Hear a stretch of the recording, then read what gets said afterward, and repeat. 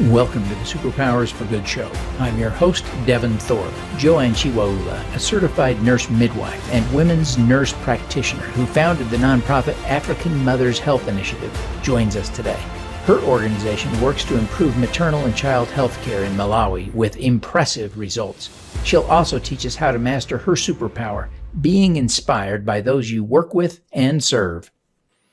Hello, everyone. I am so excited. I've got with us today Joanne Chiwaula, who is a return guest. She is a phenomenal nonprofit leader, and I'm excited to talk with her. Joanne, thank you very much for coming back. You run the African Mothers Health Initiative. That's correct. Yes. And an amazing organization. Now, in a minute, I'm going to ask you to tell us about that. But I want to just insert one thought for the context of this discussion. When you and I spoke last, and it's been a couple of years, you told me about your superpower being really something quite unique. You said it was that you are inspired by the people that you work with and serve. And that is truly unique. That is interesting. We'll talk more about that. But before we get into that, tell us about the African Mothers Health Initiative. So African Mothers Health Initiative is a small US-based nonprofit that supports the provision of home-based nursing care to critically ill postpartum moms, so women who have had catastrophic birth experiences, and also vulnerable newborns from 0 to 2 years in Malawi. Wow. It's amazing work. Now, you've been at this for a while. Tell us about your wins. Tell us a little bit about your success rate. Are you seeing a difference in statistics in the communities where you're working? Absolutely, absolutely. So the issue that we are addressing is really that, we think a lot about maternal mortality, and we consider moms who have survived their births as a win. We don't really consider women who have had very difficult births and then continue on to have ongoing issues because of their labor and delivery and pregnancy experiences. That can affect them in terms of their ability to take care of themselves day to day, as well as their ability to take care of their families. So, women who are living in rural areas where they have to go and draw their water and collect their firewood and plant their fields, and if they are sick and unable to do those things, it's not only them who suffer in the short term, but their families, their children have increased mortality in the long run. So nurses go out and visit these women and assist them for up to 6 visits, and also provide them with a small income generating stipend that they can use to support some sort of program after discharge. And then for the babies, when we think of the mothers who die, many women who die the period of childbirth would actually die soon after delivery. And so there's a baby there who no longer has access to breast milk. And in a place where you don't have easy access to formula, there's no government support for that, many of those babies die. So I've seen in the region some small studies where it shows that multiples, that's another babies who have increased risk of mortality. So there's a lot of twins and triplets in Malawi, and moms often don't have enough breast milk to support them. So their mortality rate may be anywhere from 20% to 35%. The baseline mortality rate for children under 5 in mortality is 5%. So huge increase over the baseline. And for orphans, it's around 60%, 60 to 80% mortality rate. So wow. In our program, yes, it's incredible. It's incredible. In our program, we have a 95% survival rate among the babies that we care for. So only 5% mortality. So we brought that down from 60 or 80% with orphans, and 20 to 35% in multiples, and brought that down to 5%. And in terms of the moms, so a lot of women, they'll have increased mortality over that first year after their delivery. And we've seen a lot of incredible outcomes with the women that we serve as well. Many of them will be marginalized because of their health conditions. And if they lose their uterus, they lose their baby, that's very important in terms of your status, um, your role as a woman, being a mother. So if you're no longer able to have children, a lot of times a woman would be left without a husband. But with our income generating program, and also the nurses going into the communities and really providing counseling, not just to the woman, but to her family and the community as well, we've seen the reintegration of these women and the whole community coming to support these women in a way that didn't happen without the involvement of our program. So it feels incredible to be a part of Yeah. this work.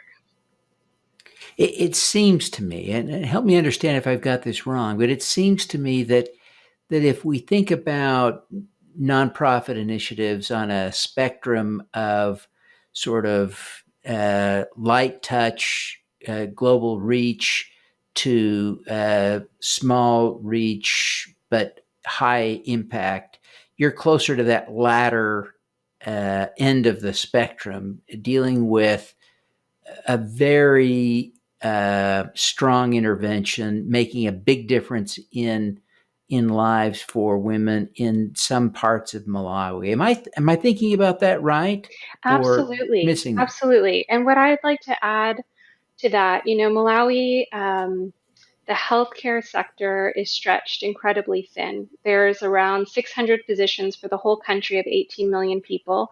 If we compared that to a similar population in the US, we'd have about 47,000 physicians for 18 million people. So in Malawi, 600 physicians. So if you think about, really transforming healthcare, I mean, how can you stretch that even further and create population-wide interventions? So my approach is really, let's look at the people who have the highest mortality and let's really try and focus our effort on them. And then overall, we can impact these statistics. So we're looking at the very most vulnerable and giving them high touch, overtime, quality care that's very individualized, and seeing an incredible transformation, incredible change with that. That's amazing. Now, you told me about your really special superpower, being inspired by those you serve, and it's really pretty profound. Um, I mean, I've heard lawyers, and I don't mean to pick on them, say things like, legal work would be great if not for clients. I've heard doctors say similar things that, this would be great if it weren't for patients, and customer service reps, almost as a doctrine, seem to think this would be great if it weren't for customers. Uh, how do you get inspired by the work you do, or the people that you serve? How does that work? Well, at first, let me just say, when you initially asked me that question, I was a little taken aback because I don't see myself as having a superpower at all. And I guess I interpreted that to mean, what drives me, what motivates me, what keeps me going and doing this work and gives me the energy to do it. And 100% that comes from the people that we serve. Their in stories are incredible. I mean, just phenomenal. So, just as an example, 2 weeks ago, we had a focus group of women and guardians who had graduated from our program. And we had this one woman tell her story. And she her friend died, and she went to her friend's funeral, and she didn't realize that her friend had had a baby. And she saw the baby, who was just a couple days old, and she saw people diluting a soda. And she said, "Who is that drink for?" And they said, "This is for the baby." She said, "No, you can't give that soda to the baby." And they said, well, why don't you take the baby and try and find an NGO where you can drop off the baby since you live near town? So she took the baby and went around to different NGOs, and it was a premature baby, born at least a month early. And all the NGOs said, we can't take care of a premature baby. And so she took the baby back to the family and left it there. Well, before the night had even fallen, an older sister to this baby brought her the baby back and said, "Everyone has decided that we cannot take care of this baby, and we just need you to keep the baby and keep looking for an NGO." So she took this baby home and discussed with her husband, and she already had 5 children of her own. And her husband said, I don't want this nonsense in my house. If you're going to take care of this baby, you need to find a different place to live. And she said, I don't want this baby to suffer because of my marriage, so I chose the baby. So she took this baby knowing that her relationship would be over, that she didn't know how she was going to feed this baby to ensure its survival, and just went, looking and trying to find someone who would give her milk. And finally, she was pointed to our nonprofit, our organization, after going to a healthcare center. And then our nurses went and followed her and that baby for 2 years, and that baby is now healthy toddler, doing really well. So, if she can do that, if she can say, you know what, this baby needs to survive, and I'm willing to sacrifice my entire life for the survival of this child, I'm happy to share her story and do a little work trying to raise some money. So, and I feel like I don't have any other option. If she can do that, like I can do my small part. So that's an example of where that comes from. That's really an amazing story. And I see how that can inspire you. Part of that, though, seems to me that one of the keys to having this serve as a superpower is to be in touch with the people you serve enough. You've got to be close enough to get that story, right? How does that work that you know that happened? So we have a team in Malawi, Malawian nurses who have been doing this work. AMHI, African Mothers Health Initiative, is operates with a sister organization that I also started in Malawi, and that organization is run and on a day-to-day basis by Malawian nurses. And so my interaction is primarily with them. I do not speak Chichewa. But they also, in their own right, are incredible women who um, give of themselves in ways that I never expected and have been so faithful to this work. So when I travel to Malawi, I go out with them, I see the clients, I see the relationship also, which is just wonderful. When they drive up to a village, crowd gathers, there's lots of noise and shouting and happy exchanges. And then they sit down and do the health assessment of the baby or the mom. They do some health education. If they find issues, they go and say, well, where's the chief? And bring the chief over and tell him, you need to have more people helping this woman because of X, Y, and Z. So I have them who give me the stories. They translate and write down the stories every month about what's going on. And then we have these focus groups or discharge studies that we do every now and then with groups of women, and we have someone who's not a part of our organization who we hire, who's Malawian, who will interview and then translate and transcribe their stories. Wow. Now, I want you to think a little bit, if you would, about other people in other situations, and it could be anything. And so I want to be cautious about giving you even a hypothetical. But imagine that there are people like you working on other projects that they care about as much as you care about this one, but they're human. Sometimes the work is exhausting. Sometimes the people they serve are exhausting. How do you coach them to find that connection and inspiration from the people they serve that you're finding from these women? Is there a way? Absolutely. Absolutely. I think the pace of our life, especially here in the States, is so fast, and we all have our personal agendas and we all have our assumptions when we go into an interaction in whatever setting it may be. And I think we have to be really cautious about that and aware of that and really stop and see the person for who they are and hear their story. And everyone has a story. I work in a clinic here where we are serving primarily immigrants. I'm a nurse midwife, so I'm working with women from mostly Spanish speaking countries, but also low income in the States and other communities. And here it's the same thing, even though it's a completely different setting. When I have a connection with my patients, most of the time I'm in the room, it's not actually the midwifery care or the medical care. I mean, that's maybe 10% of the visit, but the other part is just creating that connection with that individual and hearing their story, hearing what they're going through. And once you have that connection, I feel like it's not hard to find the motivation to, to help or support, do whatever is necessary. Yeah. So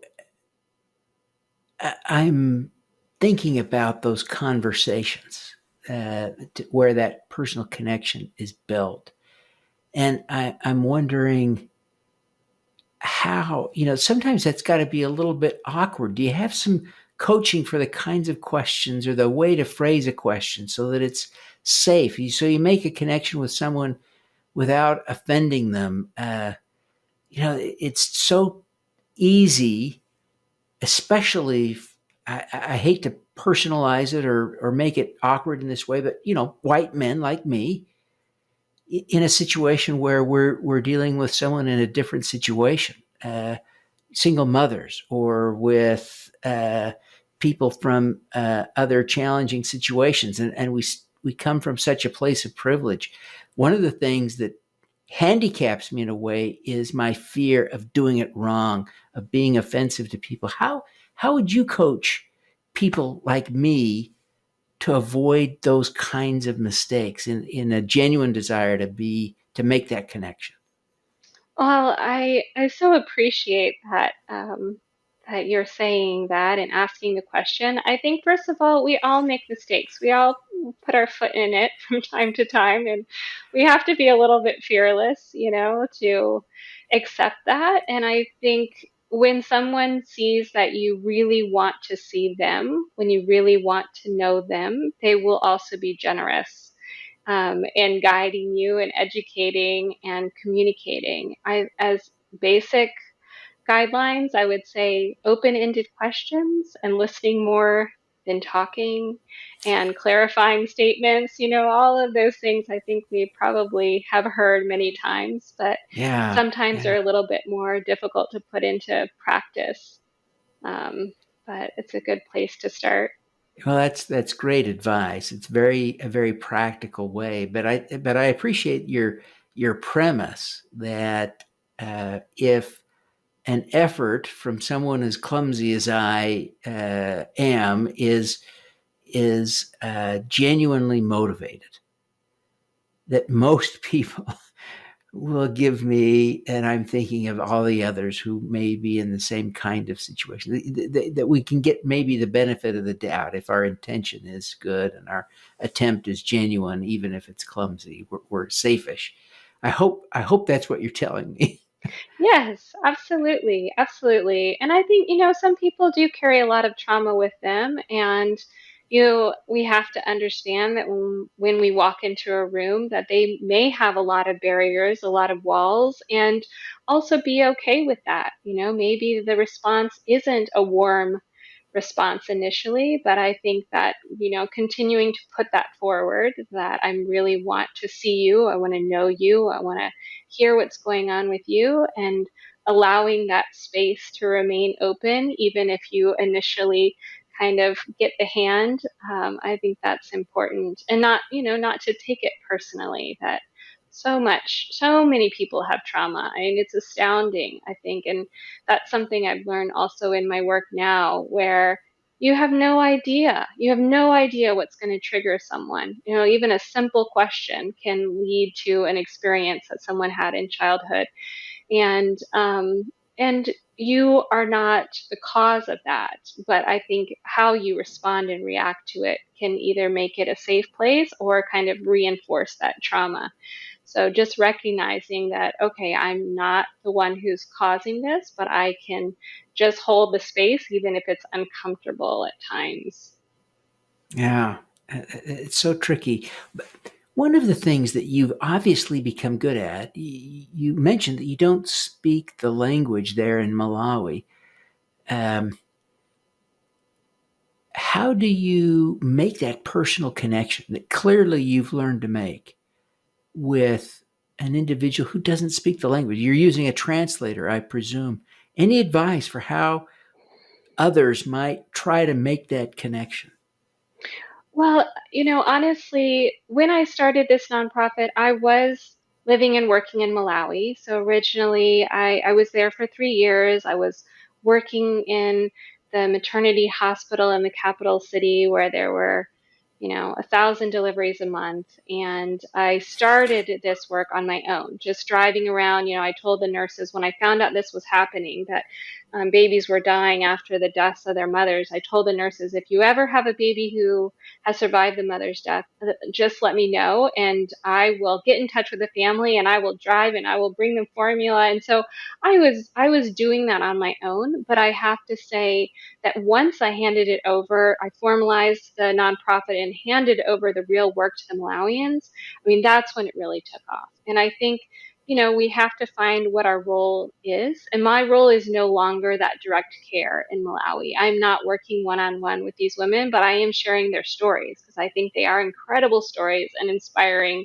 And, people remember them. So that is what I feel my role is at the present. But the Malawian nurses, they go in, and because they speak the language and understand the culture, they pick up on things that I would never pick up on. So for one example, they were visiting this woman who had a severe infection after delivery, and actually her uterus ended up rupturing, and she had a hysterectomy, and the people in the village had just kind of shunned her. And the nurses investigated a little bit and found out that people believed that she was unfaithful and that this is why this had happened to her. They didn't understand that she had had a long labor that was not going on normally and she needed a C-section. So once they were able to explain that, she was reintegrated into the community. And that's something I never would have picked up on.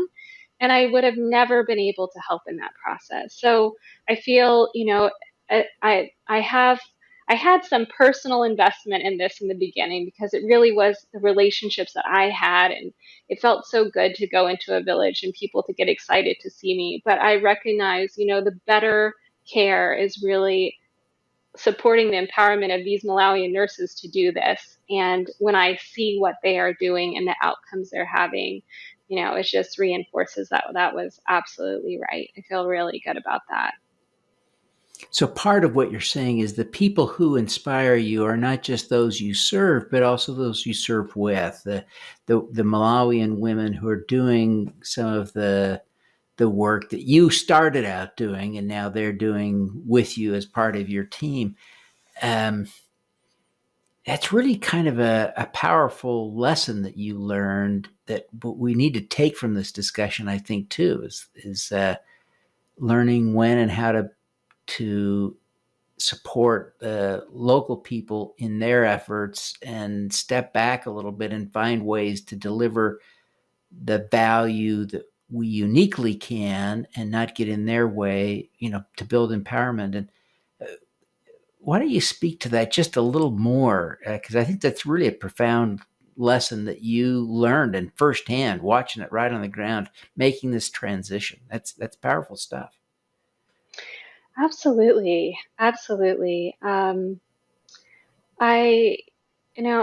there's obvious things that I have access to. I have a great internet connection. I can do things like this, have a wonderful opportunity to be a guest on a podcast so I can share these stories. And this issue is something that people are really struggling with and suffering silently with. It's causing a lot of mortality and morbidity. And I'm sure many places in the world, not just sub-Saharan Africa, I would imagine, and many places in the developing world. So, if I can elevate the stories of these women and use my platform for that, then that's the role that I should play. I really enjoy providing the direct care, and I will always do that in some form or another in my life.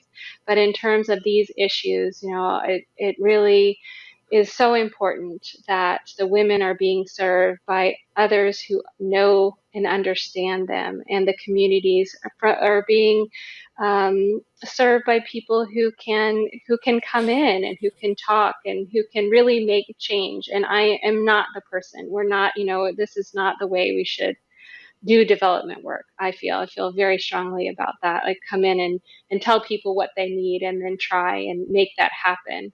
But really, if we identify an issue, then okay, we can start something, but then support the growth, the spontaneous growth from there, from the bottom up. No, I think that's really good advice, and probably a good place for us to segue toward the end of our discussion. But Joanne, as you think about this principle of taking inspiration from those you serve and serve with, what final advice would you give to people trying to develop that skill, that superpower, if you will? Hmm. Let's see. Well, as I mentioned, I think it just slowing down and noticing the individual in front of you and making time and space for them, even when it feels stressful and that, this is taking too long, that usually there are some big fruits, some good things. I think keeping a sense of humor is also very important about it all. And, honestly, I think in terms of self-care, also considering that because depending on what work you're doing, it's easy to feel sapped and drained by it. So I think there's always that kind of push and pull relationship between how much to give and invest. And sometimes I think when we're getting sapped, when we're getting overwhelmed, it's because we don't believe other people can do something as well as we can. So again, stepping back and sharing your platform with someone else, and that also helps alleviating some of your own workload. Yeah, I hear you. I hear you. Well, Joanne, thank you so much for taking the time to be with us and for your incredible sage advice. It's so helpful on so many fronts, but your message about how to connect with the people you serve and serve with, and how to step back at the same time to empower local communities to solve their problems and to be uh, kind of well, I'm thinking of an old cliche that'll date me, but right, the wind beneath their wings, right? All the women of a certain age will get that reference and wonder why I know. But in any case, great messages, Joanne. Thank you so much. Really appreciate it. Yes, Before you go, do you want to tell people how they could get in touch with you and learn more about the work you're doing? absolutely. Thank you so much again for this opportunity. So my nonprofit our website is africanmothers.org. And I just would like to add one final thought. One other thing that seems like common sense, but I think when you look at a community or you look at individuals who are struggling in some way, are faced with incredible obstacles or challenges in their life, this deep poverty, the tendency is to think, well, these people are used to this situation, or they've developed this kind of skill, or maybe because there's so much death, maybe they're not quite as hurt by it, that it's a little bit easier than it would be for me. And I think to really trust in that shared humanity is so profound, to know that a woman in Malawi loves her baby as deeply as a woman in the US, and to also know that her motivation is going to be as strong as someone else to save that child. So really, I think it's not so much as empowering them as really just stepping out of the way and letting them shine. Just like, here's the floor. Okay, what can I do to support you so that you can do what you want to do and you can do, but you just don't have the tools or the resources to get it done. So anyway, that was just one final thought. But That's a again, I great really thought. appreciated this Great conversation. thought. Well, thank you. And thank you for punctuating the conversation with that great final insight. So, Joanne, thank you so much for taking the time to be with us. And thank you for all the good that you're doing in Malawi and here at home in the United States. And I'm thinking Dallas. Is that what you told me, in Texas? Austin. Austin, Austin. sorry. Yes. Oh my Oh, gosh, please that's all forgive right. everyone in Austin's going to give me crap now. I apologize. Please forgive me. I've been to both cities and love them both equally. It's totally good. Being very diplomatic. I'm trying. I know I'm which one trying is my better. best. Not trying to pick a fight with anybody. Joanne, thank you very, very much, and we wish you every success in the great work you're doing. Thank you. Thank you so much. It was my pleasure. All righty, let's do some good. Thank you for tuning in to the Superpowers for Good show. Twice each week, we host changemakers who share their impact, insights, and superpowers. Don't miss another episode. Subscribe today at superpowersforgood.com. That's superpowers, number 4, good.com. Don't forget, get your copy of the book, Superpowers for Good, as an ebook, audiobook, paperback, or hardcover edition via your favorite online retailer.